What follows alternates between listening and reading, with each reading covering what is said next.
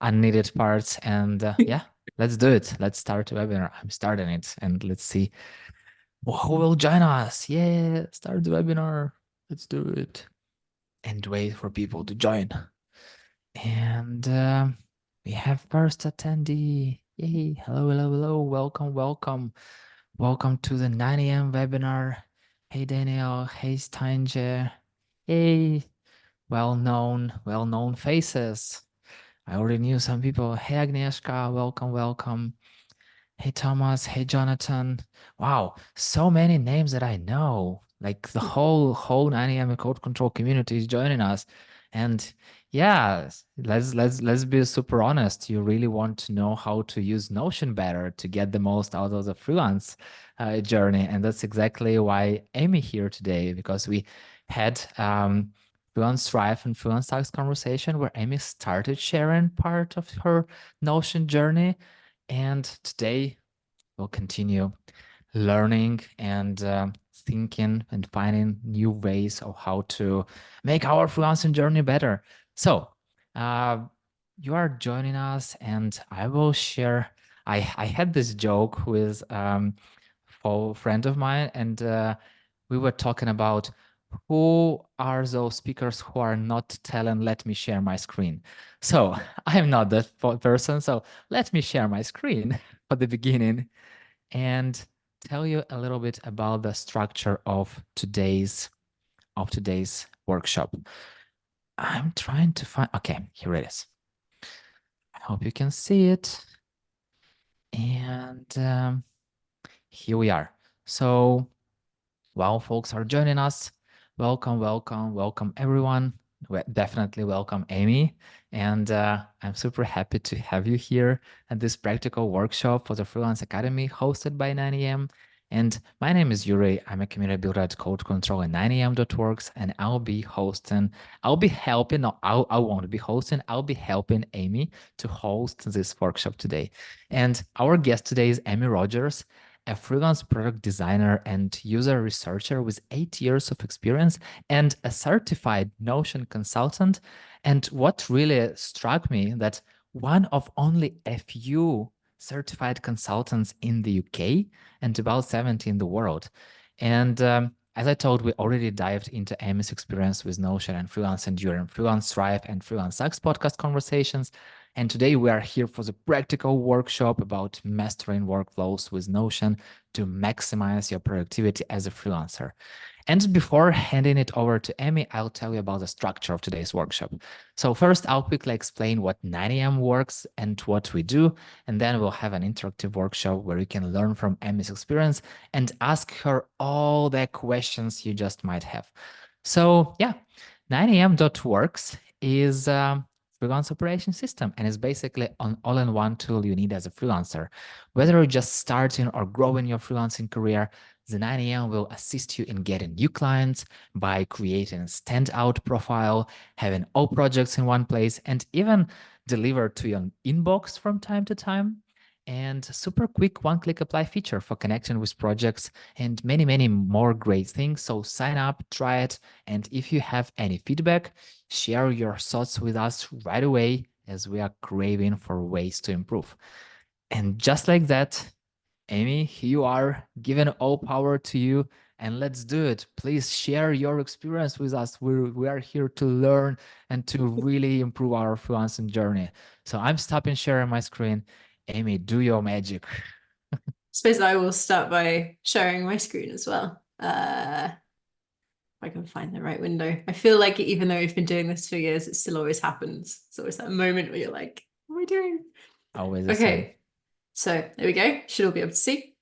Yeah, bit about me. Yuri's already covered a lot of this, but hello, I'm Amy. I'm I suppose, a whole bunch of different titles: freelance product designer, Notion consultant. I started freelancing kind of at the start of the pandemic. It was coincidence. I'd already handed in my notice in at work, and then things started shutting down during my final weeks, which wasn't great, but I'm here now, so kind of made it through. And I have been using Notion since 2018, since it kind of came out of, I think it came into out of beta. It was somewhere really early on. And then I've been using it for years and years. And last year I joined the roster of certified Notion consultants, which basically means I took an exam and I've kind of proven that my knowledge with Notion is good enough to, help people as a professional. So the structure of my little talk today is, first I'm going to kind of cover how I would describe Notion to people and why I think it's really good for if you're a freelancer, why it's a really good tool for you. Then we're going to do some little practical exercises. I want to show you that you can take like a blank page in Notion and quite quickly turn it into something that is useful to you. And then finally, I'll just finish off with a couple of little tips I have. Like, this is the thing with Notion, if it's new to you, or even if it's not particularly new, but you struggle to keep up with it, like these are just things that I've seen other people do or that I advise people to do to help them keep going. So we'll start with a little introduction to Notion. So Notion, everybody struggles to describe what it is, but I think the most effective term is connected workspace. So when you're doing your work, you'll be using all sorts of different tools. If you're a designer, you might be using something like Figma. If you're creating documents and presentations for people, they'll be done in something like Google Docs. All sorts of different things all over the place. So Notion's designed as a hub for all of those things to come together. And it kind of fits the freelance way of working, in that you might be working on all sorts of different things with all sorts of different people, but it's helpful to have a central reference for your own business and your own practice. So these are just the points I picked out on why I think it's perfect for freelancers like us. So first is Notion is very customizable. So as I'll show you in a bit, there's lots of different building blocks that you can kind of fit together, rearrange to suit your needs. Like, not everybody needs all the features that come with a particular tool. So it's really helpful to be able to build your own. It scales with you and your business. So you can start out quite simple and small, and then it's really easy to add new things in, to cut pages out you don't need anymore. As Notion brings out cool features, new things, you can build those in really easily. Notion, I've found, is quite cost efficient. So rather than paying for a tool for CRM, a tool for invoicing, a tool for, having like a Google Docs sort of subscription for all those other sorts of bits and pieces, like just having one tool has been a lot cheaper for me. And then Notion's just, and again, we'll get into this, it's super powerful. Like, there's a lot of stuff in there that you didn't think you would need, but once you know how to leverage it, it can become super powerful. Now that I've raced through that, let's do the more practical part. Let's just build some basics. Just hide this. So what I'm going to start with is I'm going to start from a page and then just keep adding bits and pieces. This is quite ad hoc. So if you can think of something that you want to see demonstrated, or if you have any questions, feel free to leave them in the chat, and I will take breaks every now and then. We can look at the chat and maybe pick out some questions and cover them together. So one thing I will start with is, okay, so how do you start in Notion? Very, very basic. Let's create a page with some interesting stuff on it. So to create anything new in Notion, you can either come in and click with your mouse on this plus, but I prefer to do /. And there's all sorts of different bits and bobs in Notion. We'll get through some of these. Let's start with a page. So if you've used Notion before, you might have seen this. It's just blank document. Start with absolute clean slate. So what I'm going to do is create a scope of work. Let's say that you are talking to someone new and you want to outline what kind of work you want to do with them. Typically, you could like make a presentation deck for this, or write a Google Doc, PDF, etc. But I'm going to show you why I love using Notion for this. So to start with, it's very simple. It's just a straight up text editor. So it's got like the different heading levels, so you can really start to structure your document. How does these things go? Introduction. Let's do timeline, and then cost, etc. Then within introduction, you can have a secondary level. I'm just going to, for time, put point A and point B. this should at the moment look quite familiar, right? It's just creating a Word document. But then with Notion, what you can do is you can embed things. So let's say that in this initial point, I was talking about a PDF that someone had already sent me. What I can do, I can go /embed. And then here you can attach things. You can either link to something that's hosted online, or you can upload a file of your own. Say someone had sent you a hard copy of the PDF. So if I had something, if I'd prepared properly, I would have a link to put in here. Then let's say for point B, there was another one. Like let's say there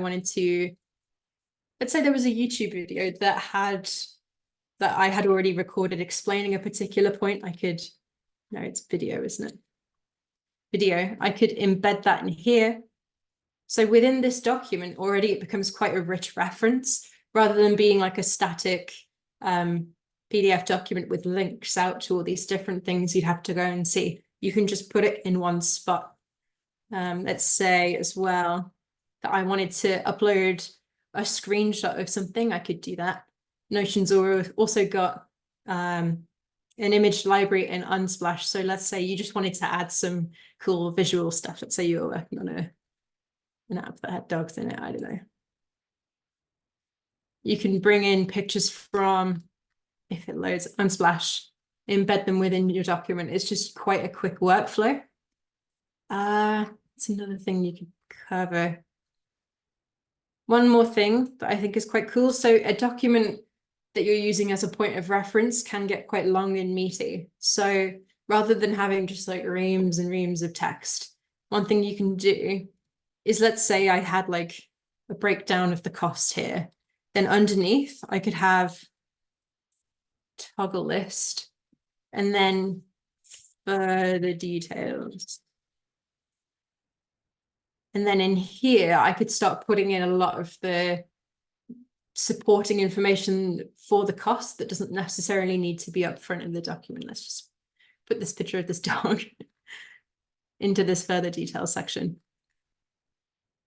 So I could just be keeping this document quite short, quite readable, accessible for someone who maybe is looking through a bunch of different documents. But then if they didn't have a moment and they're like, oh, actually, I do want to find out more about this, they can toggle it.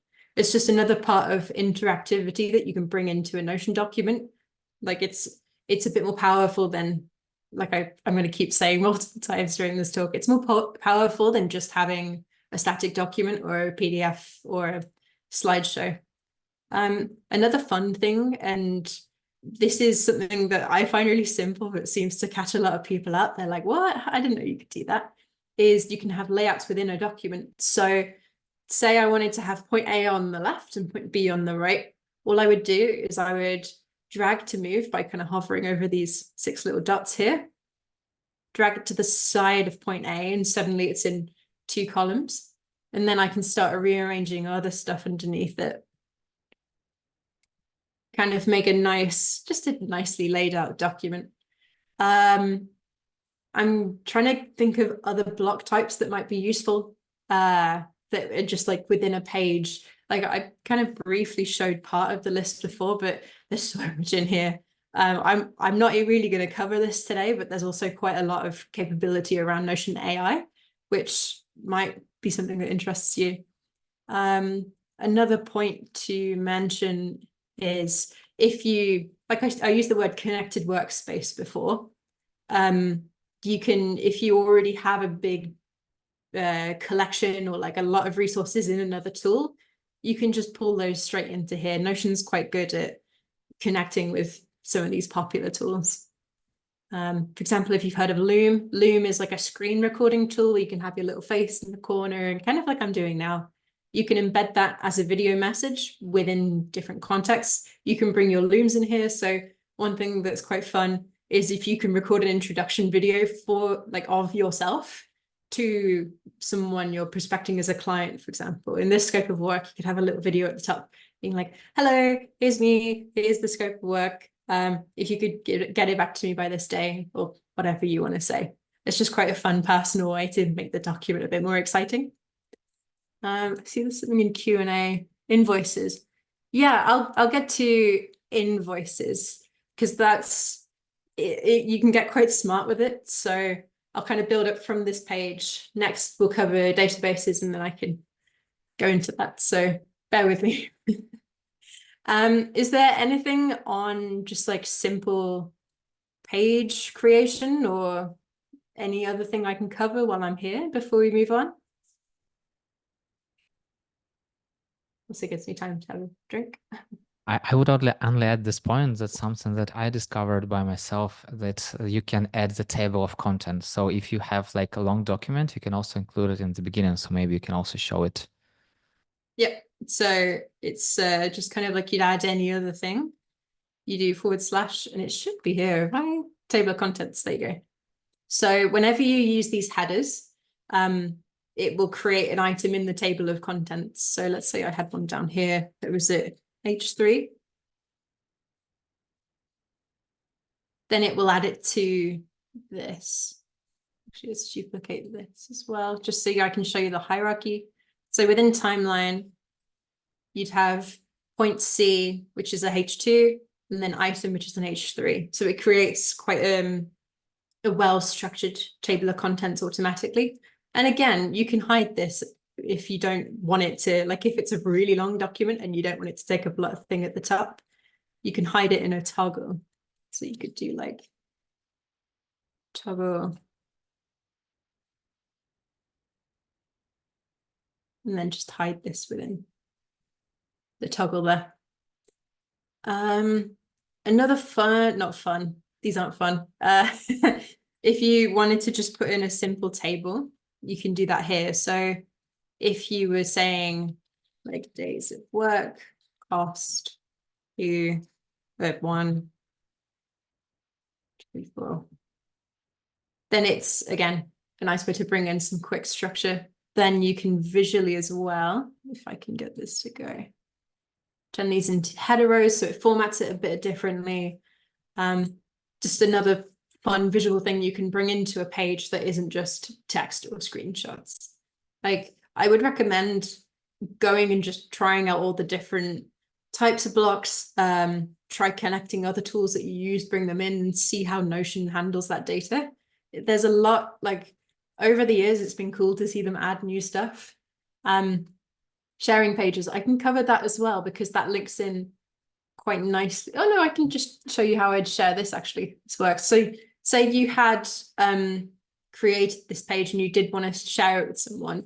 There's 2 ways you can do it. One, you can invite them to see the page. They would need a Notion account for that if you wanted to keep it completely private. But another thing you can do, if you're not too protective about the security, maybe you want other people to be able to share it around really quickly just to get approval, you can publish it, which will turn this into a website with a link. The cool thing that I like to do with these is set a link expiry. So even though it is public, it's got a finite lifespan on it, which means that if you forget about this page for whatever reason, and then someone in the future stumbles across it, can see all your personal details and your rates or whatever, that wouldn't happen if the link had already expired, so it would go private again. You could turn off duplicate as template, search engine indexing if you didn't want it to come up in Google searches, and then just share this link with them.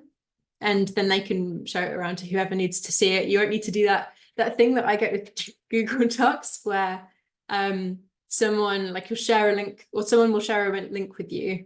And then you'll get that little window that says request access. And then you type your message, request access, but then they don't give you access to the document. Like it's really, really silly. So this kind of prevents that at the cost of having complete control over who sees it. So I don't know if that's an issue for you. Workflow with databases. Yes, that would be the next thing. And if I can go back and further down. So next, let's say that it's a good use case for databases. Let's say that you had a bunch of customers that you wanted to, or like a bunch of clients that you wanted to keep track of, kind of like CRM. I'm not going to use that. I'm not going to use that term too much. But let's start again with the page. And then instead of just typing like it's a document, down here, it's got a couple of different options, but if you click table, it will turn this page into a table. Let's go with new table here. So the way that Notion keeps databases is quite interesting. So you will have like a database of information, and then Notion will let you kind of transform that data into different views. It will let you take that data into other places, change how it looks there, but then it will still always reference the master one. So I'm going to show you how all of that works. So start with a very, very simple database. Let's just put in customers and then client. Let's give them actual names.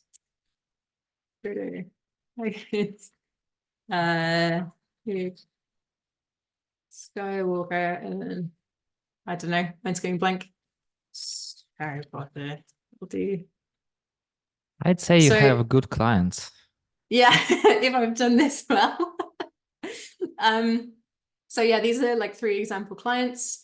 And this is going to be my way of keeping track of if I send them any invoices, or if I start any projects with them. If I need to reference anything about them, this database will in Notion become my kind of central brain for that. So then you can start thinking about, okay, so what information do I want to keep on a particular client? So for these ones, let's say they all have, to move all the Zoom windows. Say there's, I want to keep track of everybody's email in here. To be like Frodo, I don't know, etc., etc. So then if I ever needed to remind myself of this person's email, I could find it in this database. Let's add in, let's see, what else would we want in here? If they had a website that I'd want to reference, I can put that in here. I hope that's not a but then as well, another fun little tip is that for each property in your database, you can change the icon. So if instead I didn't want the little link, I could put like I don't know, if I got anything more foresty, anything more hilly, that'll do.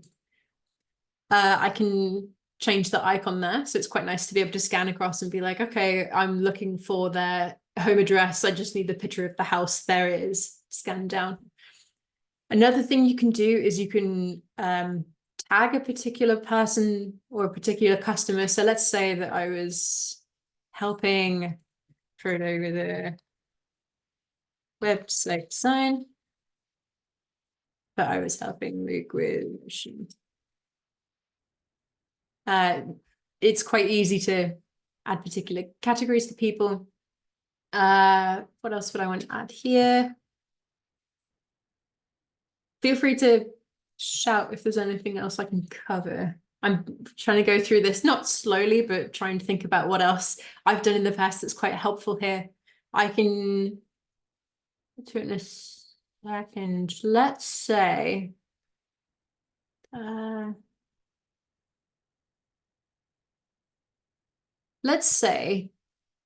this is me very jumping the gun, but I feel like we're ready for this. Let's say that for these customers, I wanted to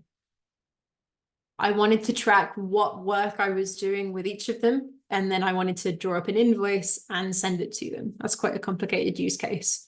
So we have a database for particular people. Now let's make a database for invoices. Invoices and table. So let's say invoice. This is just how I know my invoices. That's a topic we don't even need to get into, as invoice naming. I feel like we've all had that headache. Then we can add number value, show it as my currency is pounds, so I'm just going to use that. And then delete this for a second. And then I can add, and this is quite fun actually, Notion will suggest properties for you. So if it recognizes that you're trying to do something familiar, it's like, hey, you probably need these too. Due date. So it will have invoice date, let's go today, and then due date. Let's go next. So it's said, and you might have seen it before there, customer name, customer email. It's suggesting these as things that I can type in myself. But why wouldn't I bring in the details I've already got stored from that customer database I used before? And to do that in Notion, you use what's called relations. So a relation, actually, let me hover back over that so you can read the description, connects databases and allows you to pull in other database, not pull in other database properties. I'm jumping ahead. It will allow you to reference other database pages. So related to, oh gosh, what did I call it? Customers. There you go. And one cool thing as well is that I'm saying on the invoices database, I want to be able to pull in information from customers, but I can also say on the customers database, I want to be able to see which invoices are referenced to this customer. So you can create kind of two-way synced relationships. So we can do that by selecting show on customers, and it's suggested the title here. So I'm just going to stick with that. Add relation. So now what I can do, I can say, oh, this invoice is for Frodo. So now it's connected this invoice to Frodo. And if I go to Frodo's entry here, this is looking at the customers database I made before. And I can see that I will be able to keep track of all of the invoices I've assigned to Frodo through here. And then the next thing I want to cover is what's called roll-ups. So I kind of stumbled into it before, but it's once I've pulled in the customer value here, I might want to be able to also pull in Frodo's email so I can see where this invoice needs to be sent. So I will do that by creating a roll-up and then calling it email.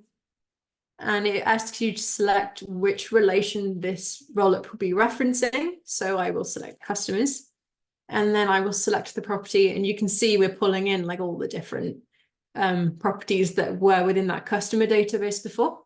And I will select email and just show me the original.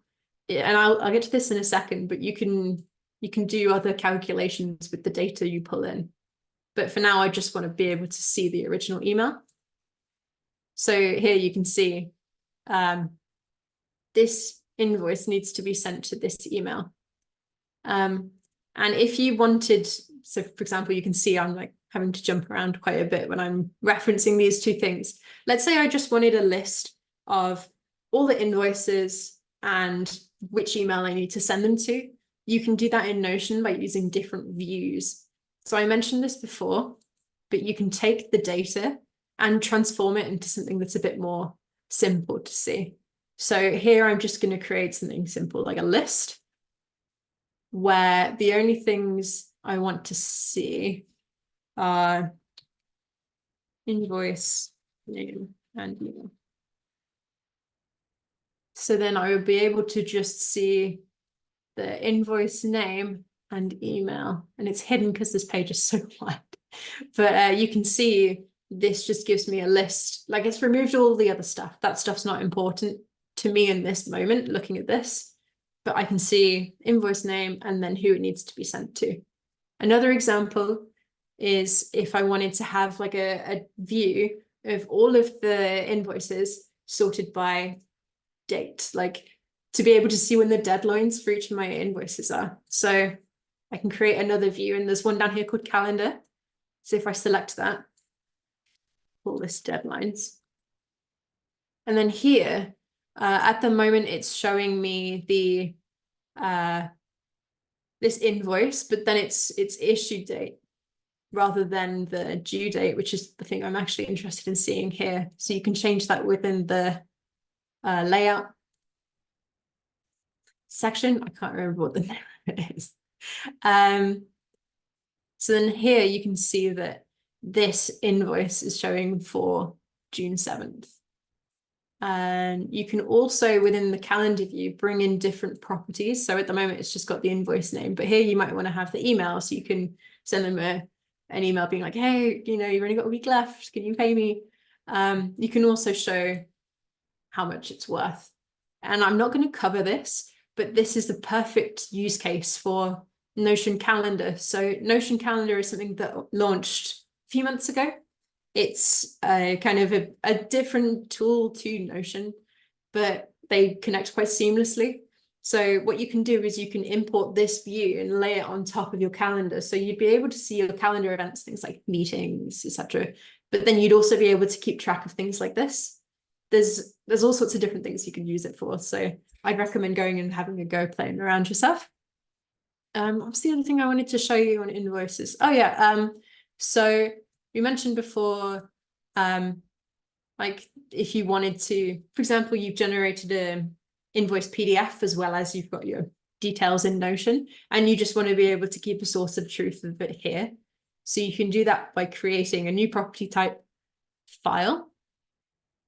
Just call this PDF.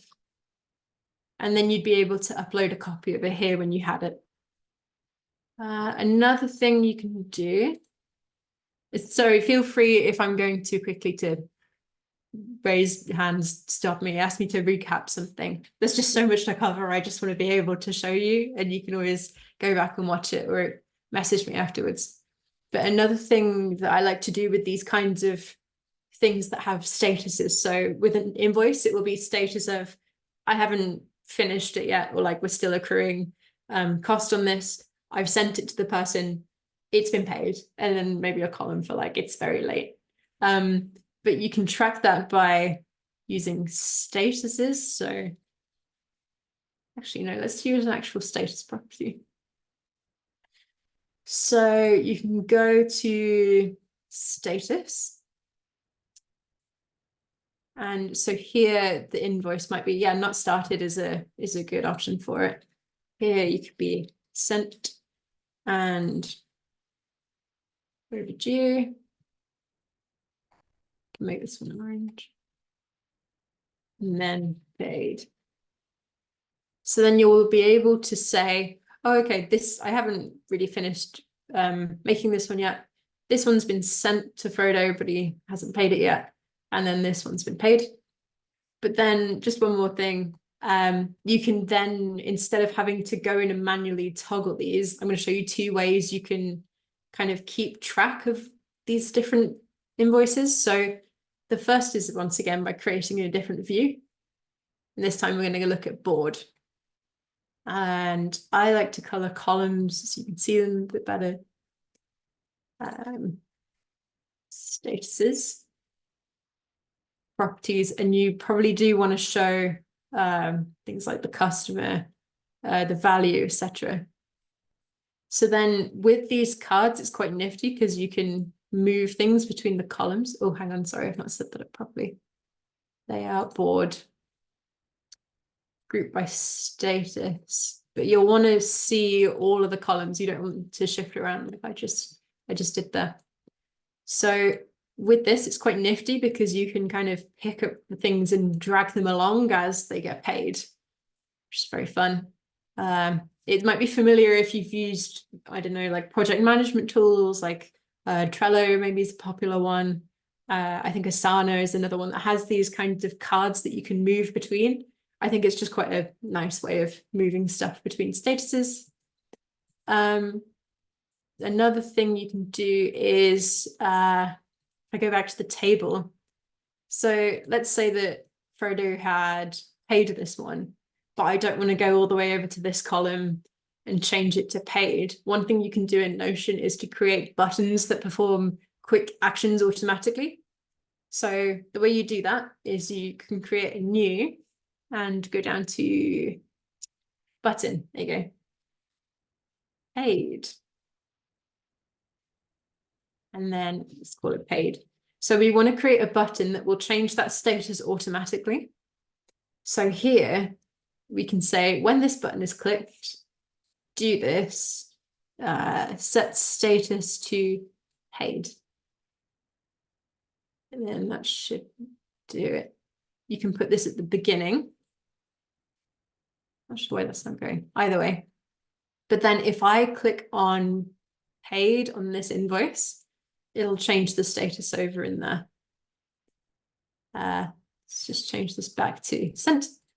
But then you can use these buttons in the same way that you can use the other data in different views. So for example, here, let's say you just had a list of all your different invoices and you just wanted to show the button next to it. Keep it super, super simple. So as soon as someone had paid something, you'd just come to this list and click paid, and then you wouldn't have to think about it anymore. You can also filter this list where the status is not paid. So here it would just show you the things that hadn't been paid. Again, sorry, I'm jumping around all over the place here. But you'd be able to show the status. Show it here. So you just have your super simple list of here's the invoice, here's the invoice number, here's who needs to pay it. Have they paid it, yes or no? At the moment, no, we're just looking at all the ones that haven't been paid yet. But let's say you got the ping, oh, someone has paid this invoice. You can just come straight back to this list and click paid, and it's gone, it's done. So that's just one example of how you can take the big database of data, add a bunch of stuff to it to make it a bit smarter, and then transform that data into something that visually makes more sense. Are there any questions while I just have a sip of coffee?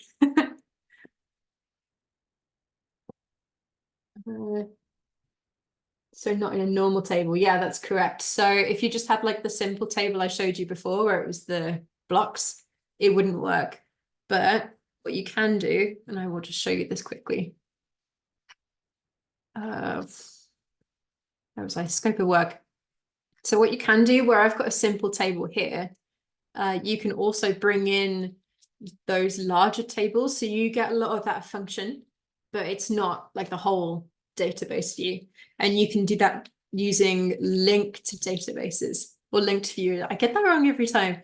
Linked viewer database. So that's where you can bring in, let's bring in that invoices one I was looking at before. You can bring in the same data that it was in that database we were looking at before, but into a different context. So here, first I like to hide the database title, I'm not sure why, personal preference. And let's try and recreate something. Let's try and recreate that simple list view, but in here. So let's layout, change it to list. Then properties, I want that button that says paid. I want to bring that to the beginning. I also want to know quickly whether or not it has been paid or not, or if it's overdue. And I want to know invoice date, not invoice date. Due date would be helpful to see, and maybe the customer that invoice belongs to. And then we can filter it by status is not paid. So here I will just have the list of stuff that hasn't been paid yet, but it's within the context of a page. It's not in that whole massive big table. So I wouldn't have to go there every single time to check. I could just have it within this view. If I were being really efficient with this as well, what you could do is you can take this. I've selected too many things. So let's just take out this and this. I want to see the status and paid. Okay. So I could have a list, rename this to overdue invoices. So if you had, and you might have seen this if you're already interested in Notion and looking around, if you had a dashboard that had just like all of your to-dos, all of your different widgets and pictures and whatever you wanted on a dashboard, you can just have like a small section on this for all the invoices that you've issued that haven't been paid. And that will be connected to that master database for all of your invoices, which is in turn connected to all of those customers we made quite a while back. So you can see how it starts to build up. And this isn't me saying you need to have that system ready going from day one, but I hope I have shown you that it's like, it's quite easy to get something going, just to get something that you can play around with. One more thing I wanted to show you is if we go back to, first, let me build this up a little bit. Let's say we've been working with Frodo for a while and we've got him a bunch of different invoices. I won't bother with the dates and things. It's not a very consistent naming scheme. But then on the customers, I wanted to know, okay, so I have all of these invoices from Frodo. I just want to know how much money have I charged them over the past however long I've been working with them. It's just something you might need to know. So the way I will do that is I will create a new rollup. We've created rollups already. So rollup, relation, invoices, calculate, oh, sorry, property. We go to value, calculate. So instead of showing the original, what I can do is I can say, no, wait, where is it? Statistics, sum. So this will add together all the different values that are pulled in by this rollup. And I can just see straight away, these 3 invoices all total this number. I can rename this to total for invoices. So it'd just be a quick way to see throughout that customer how much you've charged. Ooh, let's go a level deeper. Oh, sorry, Yuri, did you have a question? Oh, it was a question from Sanya, but I just asked them to share it in the Q&A section, so it'll be easier to go with it. Perfect, thanks. And I can get to it in a second. There's just one more really cool thing I want to show. Just keep diving into this inception of invoices and numbers and and all that. So let's say invoices. Let's create one for Luke instead. Yep, that looks right. And we want to see on the customer database. So we have for each customer, we now know how much we've charged them across all of the invoices. But let's say now we want to know how much we charge all of the customers in all of our invoicing period. You can see it's like stacking on top of each other. Here at the bottom of the table, you can hover and there's a calculate. And from here, you get the same calculations as you did for rollups. So statistics, sum, and it will add together all of the different numbers you've got here. So you can see over the course of like building up all of these different customers, the different invoices, how it will all stack together to make it easier for you to answer the big questions. So say you're getting to that time where you have to do all of your self-assessments, you can say, oh, okay, so this year, like, how much have I charged? How much have I made? It's just, I think I've done this now for 2 years running. And it's just, yeah, just quite an easy way to get all of your summaries up really quickly. Let's just have a quick break for questions and coffee. Query database on different external applications. So Notion does have an API, and it's too squiggly and deep for me to get into in this video, but basically, yes, you can automate stuff, both from inside of the Notion outwards and outside of Notion in. I have done that in the past using Make. So that's the automations platform. I think you can also do it with Zapier, and the name escapes me, but there's basically a bunch of these different automation tools that will let you connect Notion to external tools. There is also some inbuilt capability from Notion. So the main example I can think of, no, it's not automations. I can't remember how to find it, but you can connect your Notion databases to, it wasn't in here. There's a way to do it, and I feel foolish for not being able to. But you can do it so that you can automatically message a Slack channel if there's an update within Notion. So that's good for if you're working on a team and you want to be able to keep people connected, but they are naturally messaging somewhere else. time spent on paid assignments. So I guess that would depend on how you would want to track it. So I've tried in the past having like my what's it called? Like the time tracking applications if you're doing it by hour. I've tried those before. Another thing you can do, which is what I do, and I'll try and cover it quite quickly, is you have a page, table, new table, work log. So for me, because I'm working on a bunch of different things, I like to have all the different stuff I'm working on in one view. And I like that view to be calendar. So I can say like, okay, today worked on this. You can add a property of like, I tend to split my work into half days and days, but if you had it like hours, let's say here, let's say you worked 4 hours on this thing, and you can tie that through relation to an invoice. So let's say that I was doing that work for Frodo before. There's another cool thing that I only found out about this the other day.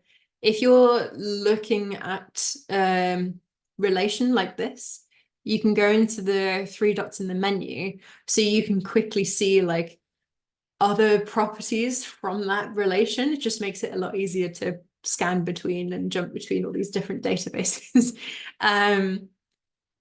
Let's see, value as well. That's fine. So you can say, oh, today I worked on this thing and I will charge for this as part of this invoice to Frodo. You don't need tags here. And then this, again, I won't cover it, but you can link it to your Notion calendar so that every day when you sit at your desk, if you're working, you can come in and say, oh, okay, today I'm doing a bit of work for this person. It's part of this thing I'm going to build them for at some point. And you can put in today. Within this, you can also have like, if you know exactly what the scope of that thing is, you could say, I have to do this, and then check them off throughout the course of the day. It's quite a nice way to have like a central reference for what you're doing each day. And then I jump back. There's a lot of jumping around in this. Then on invoices, one very fun thing you can do, if I can remember how I do it, is so you can create a new linked view of your work log. And you can say, okay, I want you to filter out all of the ones where the invoice is the one I'm looking at right now. And I want you to calculate how many hours I've worked on this. Yeah, I detail. If you wanted to, you could say, I've only worked on this on or after, I'm only working on this project from May the 1st. Oh, it's between. That's probably easier. Starting May the 1st and then ending May the 31st.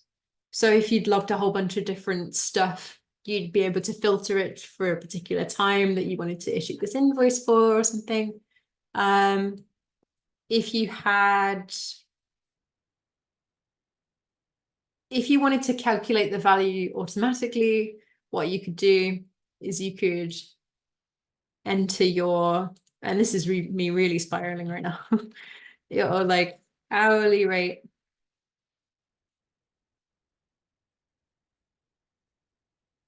And you could say a roll it for, I don't know if this will pull in. No, it won't. Edit property. So, sorry, this is me completely spiraling. I'm just, so what I'm doing here is I've got my work log and I want to be able to calculate how much I charge when I'm doing my invoice automatically rather than going through and counting. So I'm saying, okay, for every day, I want to be able to know how many hours I worked, which in turn will tell me if I have a set hourly rate, how much I can write on that final invoice line. So to do that, I will have to pull in the work log entries for this invoice. So then on the roll up, I can pull in the number of hours I've worked, and then the value, let's say 1,000. Let's dream big. Then on the value, you can change this to a formula, and I've really not timed this correctly. This is something that would probably need more than the time I have left. But formulas in Notion are a whole thing.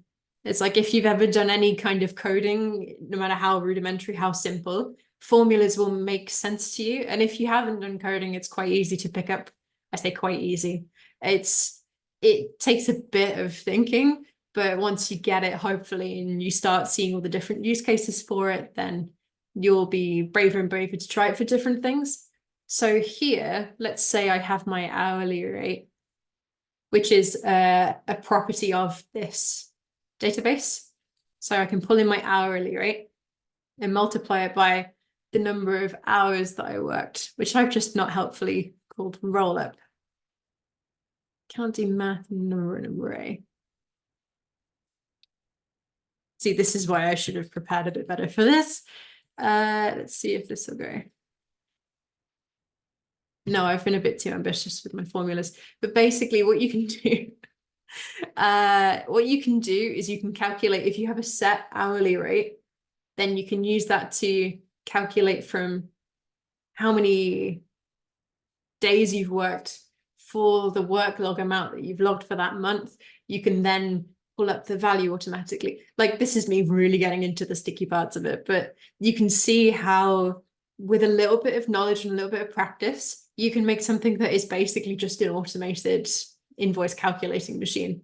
So when at the end of the month or at the start of the month, whenever you come to make an invoice, you don't have to necessarily track through all those databases we were creating before. You can just open your invoice. It will tell you how many days you've worked. It will calculate everything for you. I'm going to give it one more stab. I will not give up. Edit property, calculate some. That should give me a single number. So then back in this formula, let's do roll up multiplied by hourly rate. Done. I did it. Okay. Yeah. So you can see the roll up, which is taking all of the days I'd worked across this particular invoice multiplied by the hourly rate to give me the final value I need to put on their invoice. Okay, got it. There you go. But yeah, this has been a super whistle stop tour of Notion and how I've been using it as a freelancer, how you can start. Like, you've watched me completely build all of this from scratch. This was empty when we started, and it's taken me, I don't know, like 40, 50 minutes just to make something that you can then go and start using as part of your daily business practice. I'm just gonna, again, whistle through these tips. Like, it does seem daunting. You don't have to jump in at the deep end like I did. You can start just by having pages and then putting those pages in a columns like I did in my scope of work.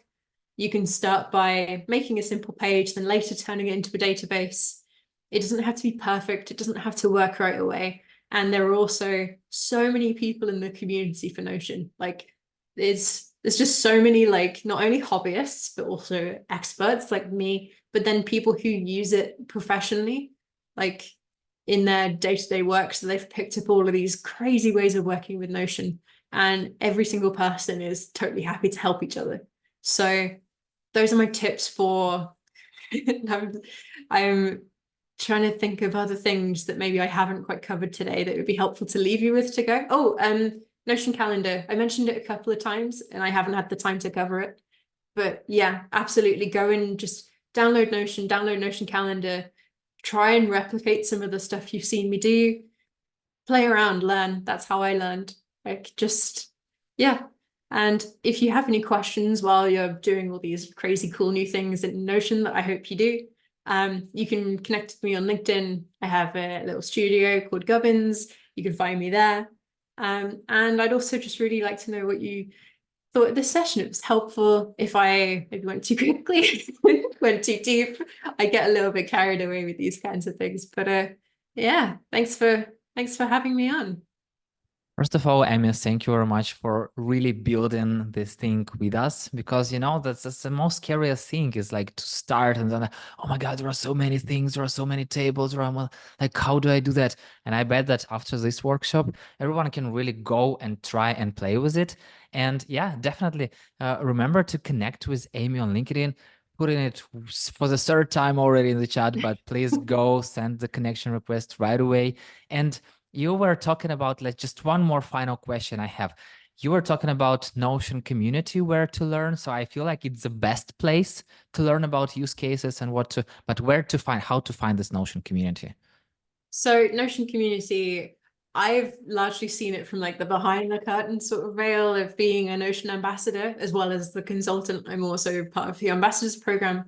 But we do try and organize semi-regular meetups with other Notion enthusiasts. There's always an appetite to do more of that stuff. So even just setting up one of your own, or perhaps waiting for other communities to set up Notion themed events like this one, and then just find other people through there like me. There's a Reddit that I've personally been on in a while, but there's loads of people on there too. Yeah, yeah, like you'll just as well, there are just various influencers out there that you can just kind of, you know how all this business works now, or you just see someone you like talking about Notion in a way that you get on with, then you can just kind of follow them and keeping up with their content. Like there's a lot of appetite for that sort of thing. Got it. Got it. Once again, Amy, thank you very much for your time, for sharing your experience with us. And I learned so much from you just today. And I was like, I didn't know that you can count this hourly rate so easily. And I didn't know that you can use this roll-ups. I knew about relationships with databases, but oh my God, they were so simple. So thank you for making it really simple. And yeah, super happy to continue learning from you. Once again, everyone, please do go and connect with Amy and yeah, meet you in the freelance world. Yeah, thanks. This has been so fun. This has been good. Thank you very much. Thank you all for your attention. And yeah, have an amazing day. See you soon. Bye. Bye.